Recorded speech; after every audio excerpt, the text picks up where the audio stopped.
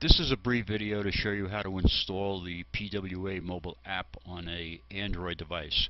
The PWA is a web-based app and only requires any browser you wish to use. I prefer to use Chrome. So I'll open up Chrome and I'll type in the URL of my Stepping Out website.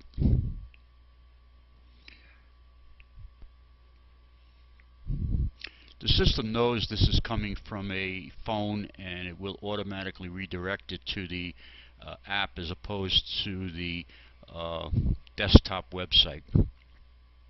The very first time your client opens up the app, there'll be three prompts asking them if they wish to switch back to the desktop version, notify me of push notifications, which you should encourage them to use since they can get things like unadvertised specials.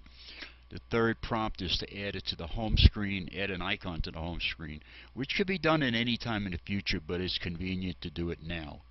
There will be a message that is adding to the home screen, and then within a few seconds there will be another message saying that the icon has been added. Once that's done, there's the message.